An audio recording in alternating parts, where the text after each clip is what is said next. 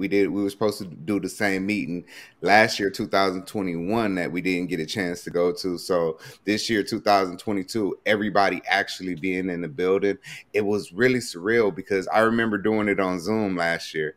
And on Zoom, like we were like still trying to get as much done as we got done with everybody in the same room, and just actually seeing everybody work and having an idea just being blurted out across the room and someone else catching it and picking up and building. Welcome to the We Got Problems podcast with co-hosts Curtis G. Martin, Rhonda L. Brown, and Caliph Johnson Sr., the one and only podcast where solutions get discussed to our community's everyday troubles. Each week, you will hear mind-blowing conversations and actionable tips and strategies that you can implement in your daily life to become more effective. We got problems and we got solutions.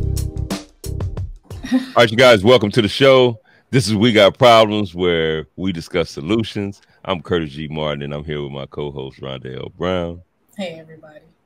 I'm here with my second co-host, Caliph Johnson Sr. Hey, y'all. How's everybody doing? Hey, you guys, and today it's just us. We went to Milwaukee recently, and we're just going to discuss our trip and how the team got together, and we kind of hooked up and did some team building and so on. So let's get right into it. All right. So my first question, and I know y'all gonna have totally different answers for this, but how was Milwaukee compared to what y'all thought it was gonna be like? Kurt, do you want to go first on this one? No, you good. Okay, so for me, I don't know, growing up, living in California my whole life, you know, I've traveled, I've seen other parts of the country. I just didn't realize how dope it is in California, just with mountains and beach and city life. And then you can kind of get to desert if you want to hit Palm Springs or something. You have all the habitats that you can live in, but just seeing so much open field was different for me. For me, all I knew about Milwaukee, besides Green Bay Packers, was Laverne and Shirley growing up. So I was thinking it was gonna be Laverne and Shirley, Lenny and Squiggy. That's what it's gonna be, right? I'm thinking the same dress code, like they ain't evolved. But it was actually really cool. I don't know how the winter would have been. I don't think I can handle the winter, but definitely being able to get to some lakes, watching the modern what they call it when the way they building the city up, watching it become a modern city, along with keeping some of the historical vintage buildings and integrating them with each other to make it look really good. I thought that was really cool. So thought it would be Laverne and Shirley, but it was still really like everywhere you go is cool people, right? I don't look. It's funny you said lakes. It's actually only one lake. Well, shit, that one big lake seemed like it circled the city. Lake Michigan is huge. Yeah, okay. It's huge. All right, so what was it like to finally have the whole team together? Like, I remember when we first met up that morning at Arts at Large, and we finally saw each other in person. To me, it felt like family. We had known each other for a long time. I know we all met, but there was a couple of us that hadn't ever met before.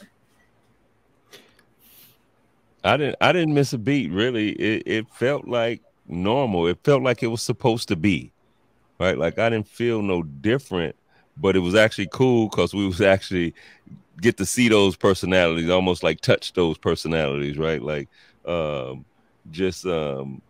us being online and talking for a couple of years to where now in person, you really get to see like, oh, that person is just like they were online. Like it wasn't really faking, right? Like, so you got to see the real, I would say.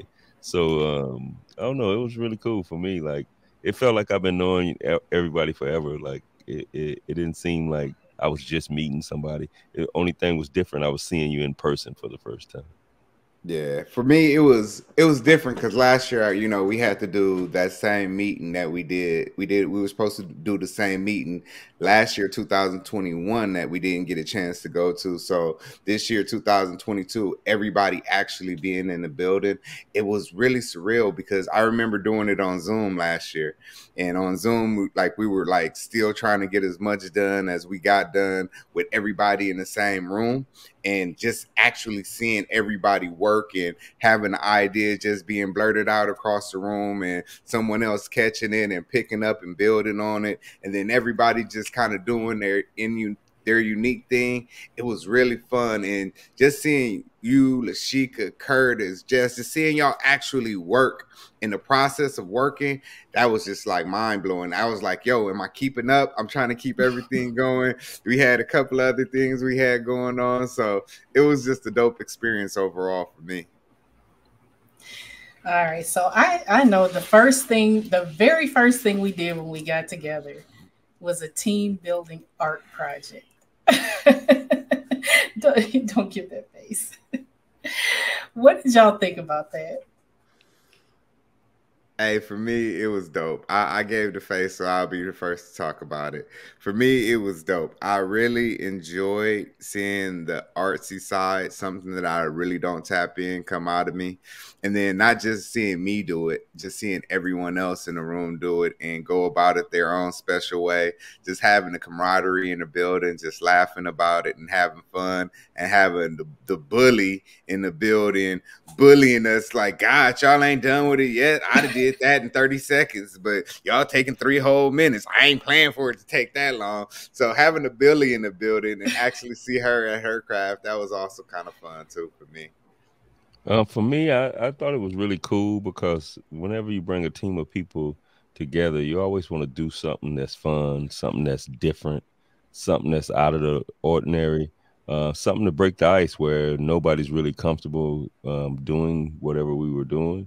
So it was really cool, and it almost give you that sense of you do something different to let you know you can do anything, right? Like um, now that I think about artists, I'm an artist, You are. right? Like um some people might not think my paintings are the best, but somebody think it's the greatest, right? Mhm. So I think it was a saying somewhere where the artist helps the other person see what it is that they see, right? Mm-hmm. Like that's kind of crazy. So I'm an artist, right? You might not see what you see in my art, but somebody else do, right? So we can definitely create and we can sell our art, right? Like I see they need to bring arts back into the school. You know, we think about how they took music from the schools, take arts. I think art need to be taught to every kid. And that Mhm. form of art that we did, it's so you could be so creative. That left a lot of room for growth. You're right. And y'all did God look when we first started, y'all were quiet, and I'm I don't know if y'all were just apprehensive, like thinking y'all wouldn't be able to do it. But as soon as I started showing y'all one of the ways, because I was supposed to give 2 examples, and I didn't even get done with the first one, and y'all had already started, I was like, oh, Yeah, I this is think what we was we're ready. doing. We was ready. Y'all are like, okay, well, we ready now, so let's go.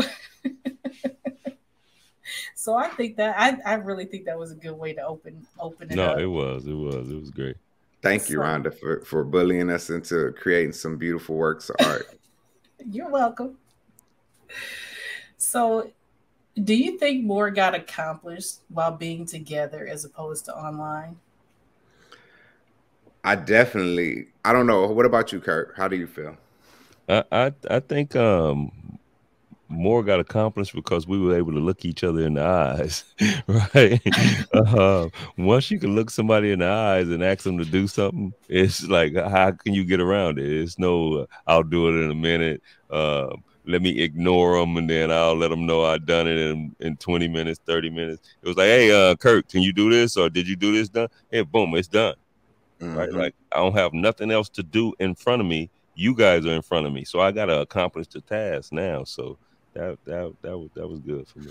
I don't think people realize how much work went into that trip because, like, going into it, normally when we're on a call or something, we get one or two things done.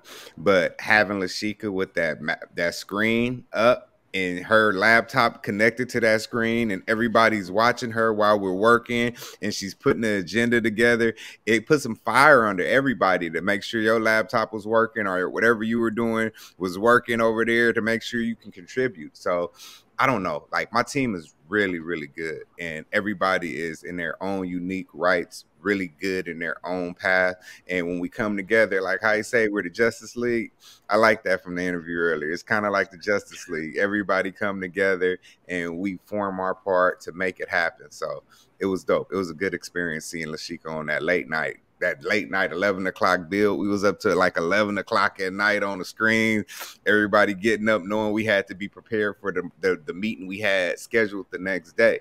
So just getting prepared for the meeting and having everything ready to go. That was just, it was dope seeing it come to life. Yeah, and I think with all of us being together, it was like a push, you know, because if we were at home by ourselves, we wouldn't have done all that. Like we would have, but I don't think we would have got it that much accomplished in a short period of time. It would have been some hours went by, like, because a lot of times now we ask somebody to do something, that excuse pop up. Oh, I'm out right now. I'll do it in a minute. Oh, I got to go run here and then I'll do it. Right, like we was right there. Right, so you get more done when you're right there. Right.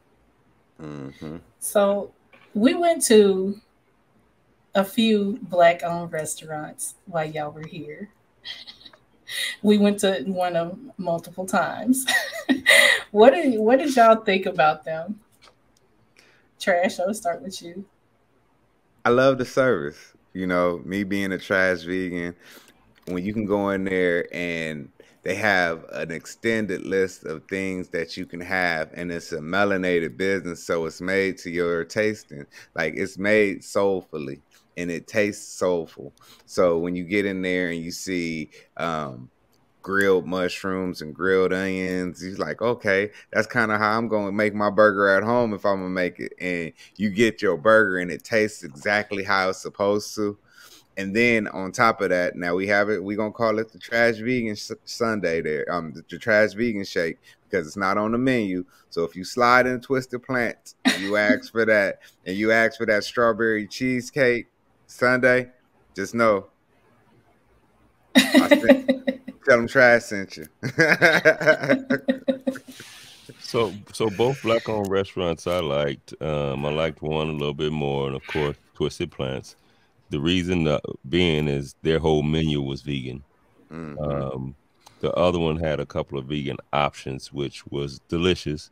I could have even went for seconds. So it definitely was good. I appreciated supporting the Black business while I was out there.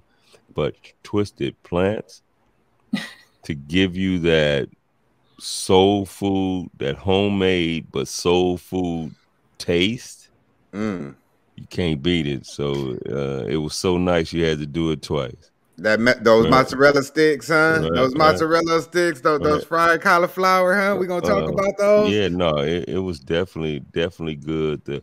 I thought the movie scene type meal was cool too. Like Friday after next Friday, you know, they had a couple of, and then watching the burgers, one burger had one patty, the other burger had two patties, three patties, right? I still didn't realize if it was Impossible or homemade. I seem to think it was homemade because it fell apart. Impossible don't fall apart. Yeah, it stayed pretty. Yeah. So yeah, Twisted Plants was it for me. Like, I hate that we don't have one here. Yeah. We're gonna say no, we don't have one here yet. I hate that we don't have one here because I'm looking forward to it. Like, because I do support Black businesses. I think that's something we all should do, especially if it's good. That's the only way to build our community. You know, in the past, our communities get built and then they were torn down some type of way. They were flooded out, like either by choice or chance, right? Like, or accidental on purpose. Something always happened.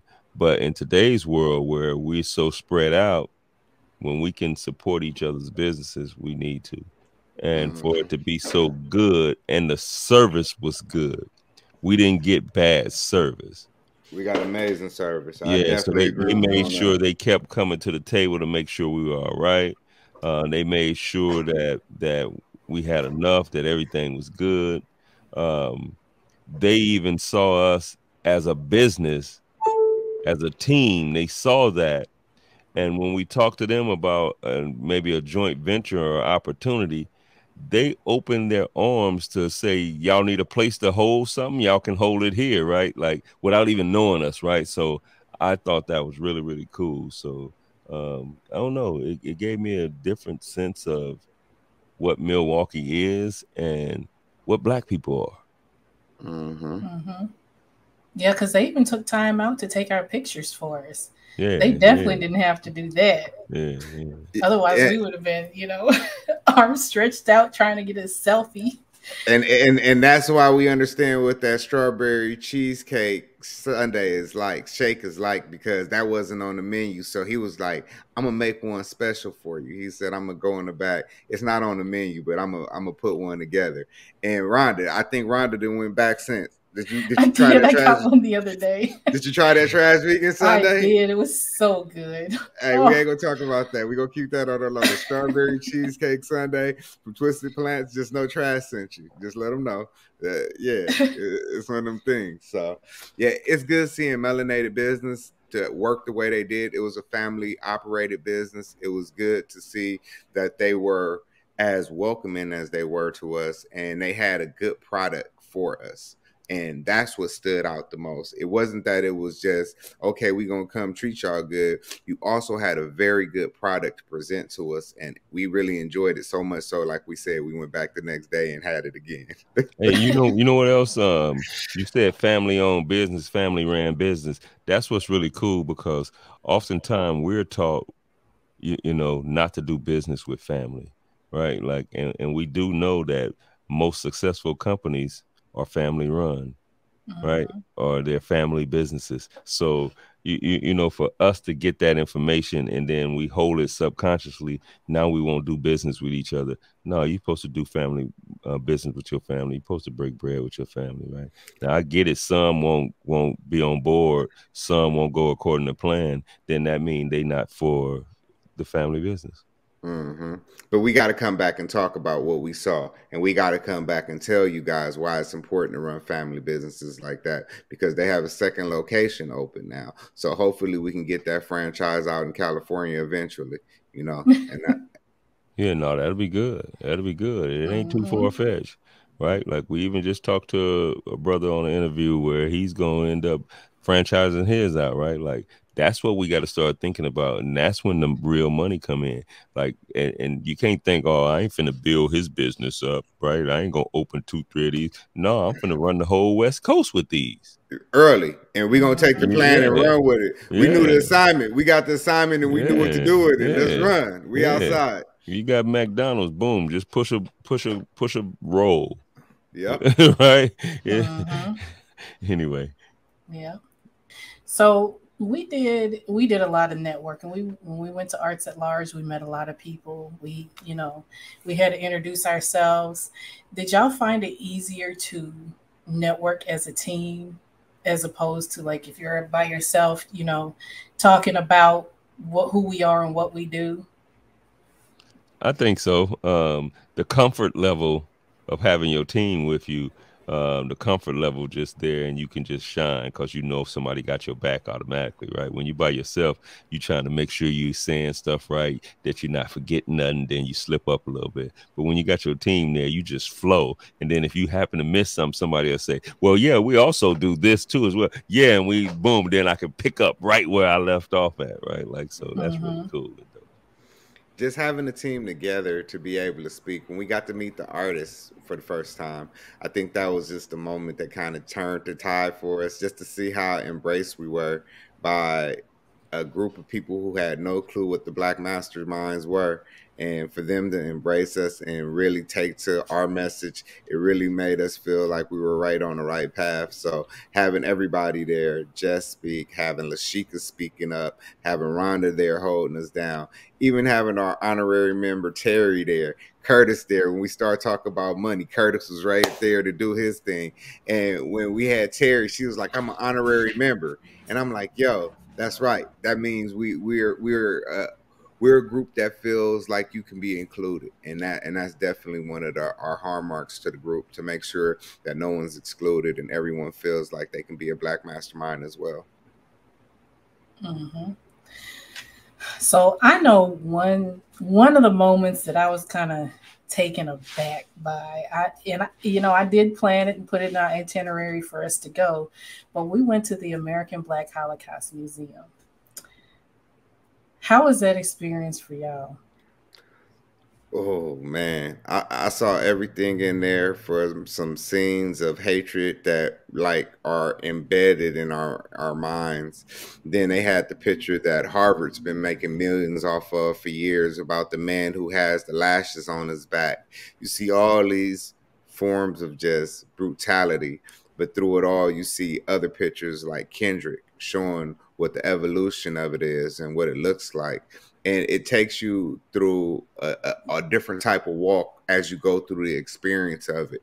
So for me, it was kind of heavy seeing the migration out the South of melanated people, and then Wisconsin did like a numbers over a 10-year period, and how it was double and then triple of melanated people coming out the South to Wisconsin and what the migration looked like. So that Holocaust Museum, the Black Holocaust Museum, it just gave you a different understanding of the struggle of our people and what people look like who came along that looked like me might have been going through 70 years ago, 80 years ago in their walk, and 100 years ago in their walk, and how their walk affects me to this day and why I have to honor my ancestors. For me, it was saddening. It also was, it pissed you off. I think Don King said one time a word, and it stuck with me. I was pissed off to the highest point of pistivity.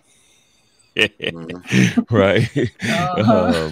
But anyway, with that being said, I think watching what's going on in today's world, where they're trying to change the narrative so one race of people won't feel offended by the past. To have that audacity pisses you off, or it pissed me off, I should say. For somebody to feel like they offended when they didn't have to endure the physical pain, the mental pain that we endured. So I encourage everybody to make sure we teaching that, go to these type places so we can remember, right? Just like 9/11, we ain't gonna never forget. Right, we don't never forget, but at the same time, we got to remember that that's not where our history started, right? Nowhere So near. we need to start teaching our history before then, because there's another American history before then. And so me leaving there, when I came home, I was telling my son about it, and he was like, wow, he was intrigued. And I said, man, but look, here's the thing. And some people might feel a different way about this. I said we were never slaves. We were prisoners of war. And when you look at it that way, because our country was invaded, right? When you look at it that way, you have to think about how war was back then. You did have to be of service to the people that captured you, and you had to pay your debt, so to speak. But this country, or the people that came here, Columbus and his folks, they took that to a heinous level, to where they were killing people and butchering people and brutalizing people, right? It was never like that. It was I guess civilized chaos back in the day, right? But just know that our history didn't start there. And I actually, even though I get a little sad and mad about it, it gives you that strength to carry on.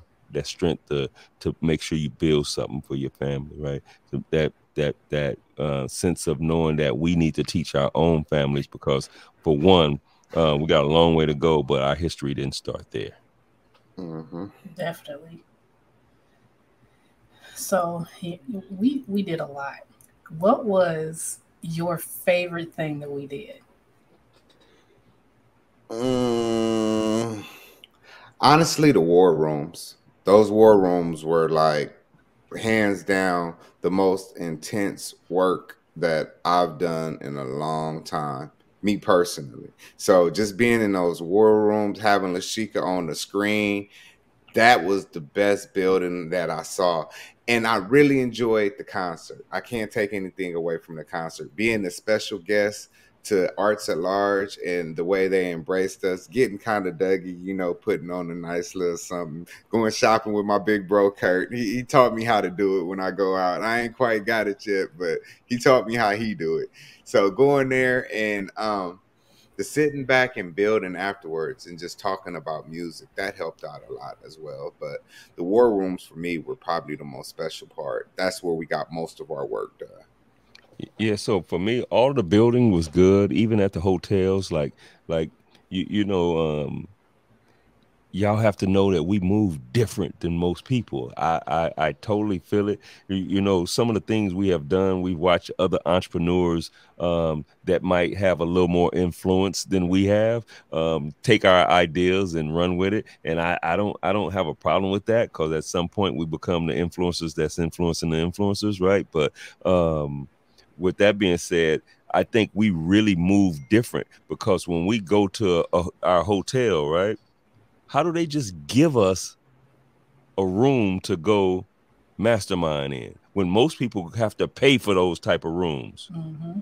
Right? And we getting one the next day and the next day, right? They giving us these rooms just because of the way we move in a town that's supposed to be the most segregated town in America, right? Mm-hmm. Because we move different. And then going to Arts at Large, and they believing in us, and they networking with us, and they letting us have their facility and letting us use their facility, right? So with that being said, I would say the rooms at Arts and Large was the best for me, knowing that our vision is to have a building, and us being in a building like the building we want. It gave me that, okay, let's get it. Let's get it. I'm ready. Mm-hmm. I think I love the building. That has to be my favorite part. But my most memorable moment was at the jazz concert, and the little girl that couldn't have been no more than a year old. She was dancing the entire concert, and it was what, 2 hours? Yeah. And then at the end, one of the saxophonists played Twinkle Twinkle Little Star. Yep. And she was on a saxophone. Yeah, she was that was my most memorable moment. Yeah, it did something for me in the spirit too. Yeah. So what is one of the main things that you took away from the team meetup? I love my team. I got a really, really strong team. I have a really, really good team. And at our best, we are unstoppable at what we do. You know, we really build well together, and we flow off of each other's energy. I love my team. One thing I took away from it the most was that we have to do this more often.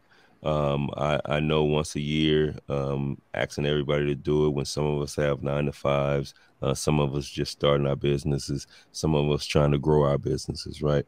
That we need to do it more than once a year. Maybe move it up to 2 times a year. I know for us that was the second time in a year, so that was good. And then where it needs to be done quarterly, maybe monthly, right? Like, you know, evolution is what it has to be. But I think we definitely need to get to where we're meeting more often, because we'll get more done. And I think it'd be really cool if we could just up and fly somewhere and meet for 3-4 days and then back off to the drawing board. And I'm talking once a month. Yeah, You know. that'll be dope. Hey, we can find a meetup point. Vegas ain't far, and then on top of that, we can definitely get our CRC building, and we'll talk about that. Well, you know what? No, I know some groups, man, to where you make these vacations, right? Because you could take your family and then y'all just go build for about 6 hours a day, and then you go chill with your family, whatever it is, right? I know some people, a group I was in, and they would meet different places, right? Like it don't have to be just here in the States or in somebody's hometown. We can meet in the Bahamas. Right, like we can meet in Mexico, we can meet in Italy, we can meet in Africa, right? Like we can meet wherever, we can meet on the moon. Hey, I just did a clip on that today. Hey, Elon just had me like, let me get my little phone together. We going to the moon, back, give my little barcode. Yeah, say less. So I know for me, the meetup gave me like a renewed sense of urgency to get things done. How was it for y'all? You know what? Like I realize how intense it is, and seeing everyone working on one accord, it's very intense, and it's a lot of information coming out at a very fast pace, and just staying in tune with everything that was going on and keeping up, like, yo, it's a lot of work. And in order to get to where we plan on going, we have a lot more work to do. So it's just about getting things accomplished, knocking everything off the list one at a time. I was making sure I was prepared. I was like, yo, I don't want to go into the next meeting without having my stuff. I don't want to hear Rhonda. I don't want to hear B.L.A.C.K. I don't want to hear Kurt. I don't want to hear y'all on my case about not having my stuff done. So it gives me a sense of urgency to get my part of the equation done. No, I definitely got fired up, and that's why I say it needs to happen more, because it keeps you fired up. But I definitely I'm ready. I know planning, because if you notice, everything we did, we planned, and then once we planned, we worked the plan. Now, did we do everything? No, not all the time, but we got shit done. And then we kept that moving forward all the way to getting home. Like, it's working when we normally meet once a week, but this time we met twice. Right. So little emergency meetings. We call them emergencies. It wasn't really emergency, but little spur of the moment meetings. Hey, what y'all doing? I was thinking about doing this. Let's jump on a call real quick. Like stuff like that. That'll get it done. And not mandatory, right? But people jumping off, jumping back on. Hey, I got to run and do this, jumping back on. And then we getting stuff done, right? Like that's going to be the name of the game, because we got to get to where we free up our time to where we can do it however we want to do it. Yeah. So y'all know what section this is now. So quick 20-second answers. Trash, I'm going to start with you. What's the most important thing you've learned in life? Love yourself so others can do the exact same thing for you. For me is make sure to always do the right thing when nobody's watching. So do the right thing all the time, but when nobody's watching, you can still do the right thing, then everything will be all right. If you could turn back the hands of time and talk to your 18-year-old self, what would you say? I would say start a business and don't give up, whatever you do. Learn money and love yourself. If you could have a conversation with somebody dead or alive, who would it be and why? For me, it would probably be my father. And just the jewels that I didn't get while he was here, I definitely love to sit down and see if I can pull a few more out of him. For me, it'll be my uncle. He passed away when I was super young.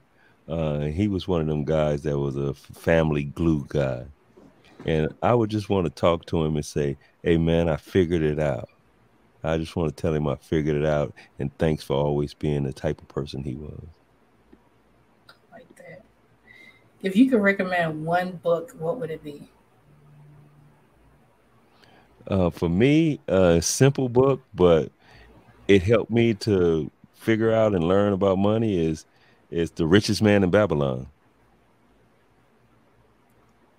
Probably one of my favorite go-getter books to start up.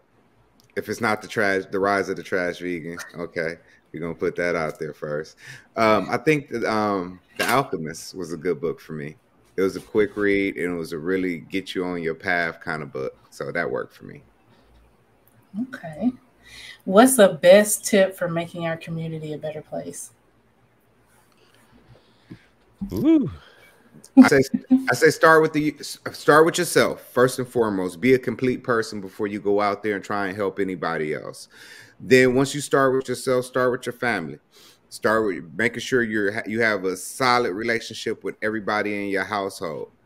After you get done with that, you go out and you build your community. I say that by finding something that your children are into and build an organization around that. Start a nonprofit around your kids and build something around them. From there, create resources. Be a business owner. Create resources. Create jobs. Have some place that you can actually provide ways that people can find resources and do something with themselves. Then after. Uh-oh. Curtis, how about you? Because he froze. Yeah, he froze up. Hey, so I like what he talked about for as myself, my family, my community, because that's what I teach the kids. You always look out for yourself, your family, then your community. For me, I would say once you looked after yourself and your family, find a problem in the community and figure out the solution. And if you can figure out the solution, then the money will come. Definitely. So that was good. Yeah. So yeah, no, I appreciate you, Rhonda, for being our tour guide while we were there, taking us around, doing everything you did for us. So that was all cool. I really enjoyed myself. I can't wait till we do it again. Mm-hmm. And we have to thank Arts at Large for hosting us. Oh yeah, big shout out. Opening up their building. Big shout out to Arts at Large. Yeah, we're gonna have to get one of them on the podcast. We're gonna have to get one of them on the podcast. Hey, Trash, we lost Trash, but he'll be joining us in again. Hey, you guys, this is We Got Problems, and we also have solutions, and we out. From the team at CRC Empire, we want to thank you for listening. To stay connected with us, like, share, and subscribe to the We Got Problems podcast. You can find us on social media platforms at Curtis Martin 247, at Rhonda Wrights Official, and at the_trash_vegan_. We got problems and we got solutions.